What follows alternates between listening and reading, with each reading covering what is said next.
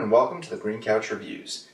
Question: what do you get when you take one of the greatest superhero teams in comic book history and bring them to the silver screen?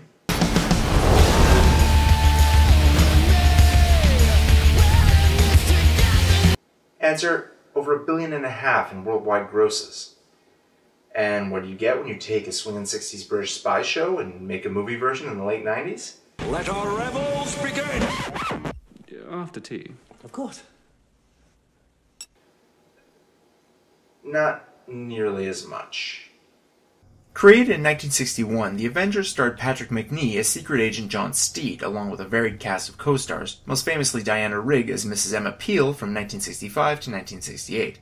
And while it initially began as a straight crime-fighting series, it's around this point that the show would become increasingly more outlandish, incorporating elements of science fiction and parody, up to and including man-eating alien plants and killer robots.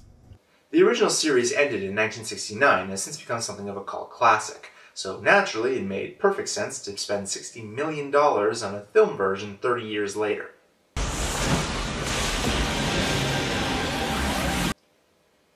Oh dear.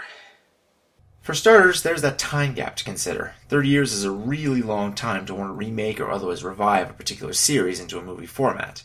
After all, culture isn't something static, especially when it comes to what people find entertaining from one generation to another. Let's remember that this was also around the time that the cheese-tastic camp H-bomb that was Batman and Robin dropped on movie theaters and was universally lambasted for a style that called back to the old Adam West show crossed with a 90s aesthetic. In comparison, here's how an early draft of Dan McPherson's script described Avengers London.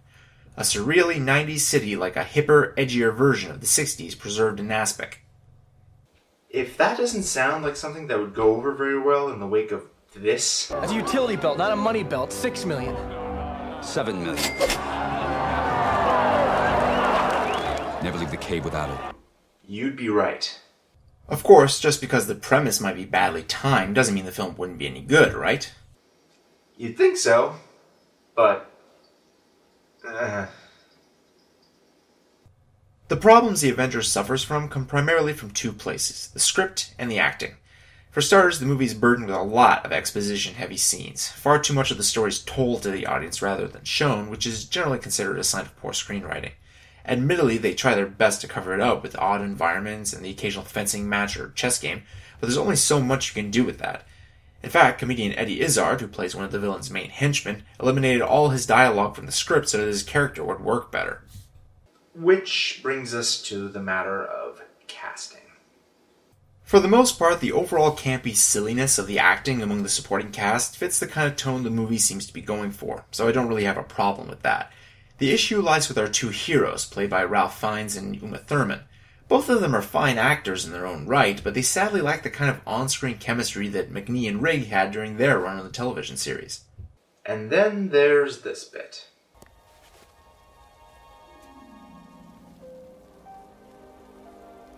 See, back in the day, the standards of the time didn't permit any kind of explicit romance between the protagonists, which resulted in a kind of were they or weren't they subtext to the proceedings. So naturally, fans of the show really didn't like the movie's addition of a cliché romantic subplot between them.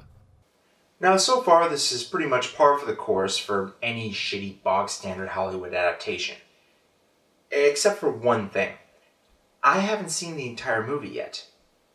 And neither have any of you. Here's the gist of it. Back in '98, Warner Brothers, the studio producing The Avengers, put the movie through the usual focus group treatment. The test audience from Phoenix, Arizona, who saw the film reacted very poorly to the tone and, shall we say, Britishness of the film.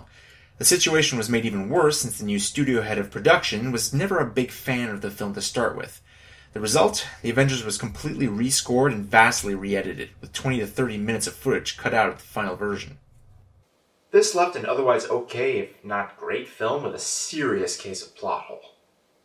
For example, the original opening scene of the movie showed the evil Emma Peel clone infiltrating and sabotaging the Prospero Weather Control Lab, pieces of which can still be found in the film's trailers and in black and white on a monitor during a later scene. The problem is that even later in the movie, the good guys do the exact same thing, except now there's no reference to the earlier part where the clone uses the password at the phone booth to access the facility.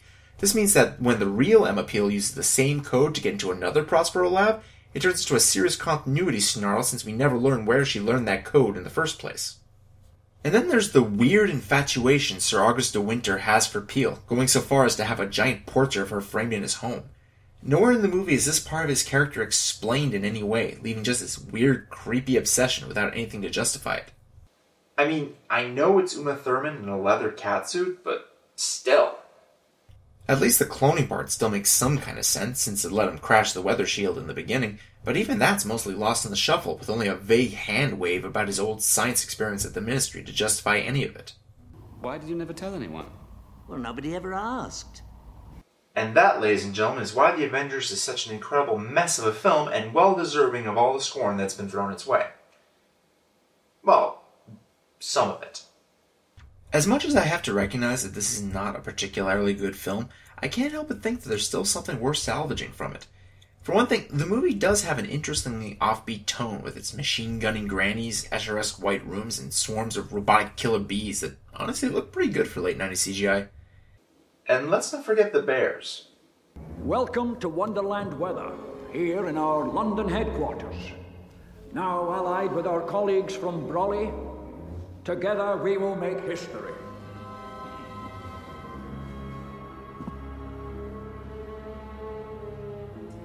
Allow me to be perfectly clear. Any movie with Sir Sean Connery hamming it up as an over-the-top Bond villain parody while wearing a giant teddy bear costume cannot be all bad.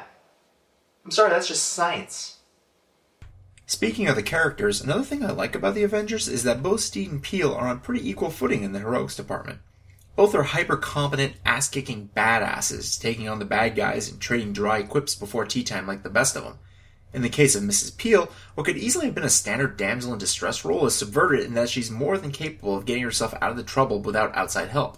Sure, she gets captured once or twice, but then again, Steed got shot and would have probably died had she not saved his ass, whereas Peel can escape just fine on her own. Not to mention that she keeps getting the better of him during their off time, too.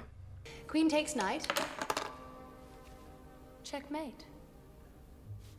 My point is that this admittedly bad movie is nowhere near as terrible as people had led me to believe over the years. The Avengers is one of those films that desperately needs a director's cut that it will never get.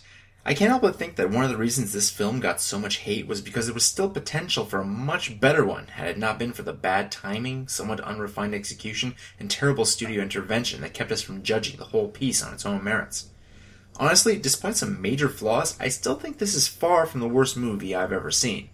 And that's saying a lot. What I'm saying is that there are a lot of movies out there that, while far from great, are still at least charmingly entertaining. And if we only pay attention to the very best ones, we'll end up missing out on a whole bunch of very cool moments. And let's face it, this?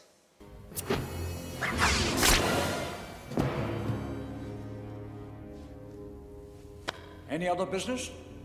Makes the Avengers totally worth it. I'm Bastian, and I'll see you next time on the couch.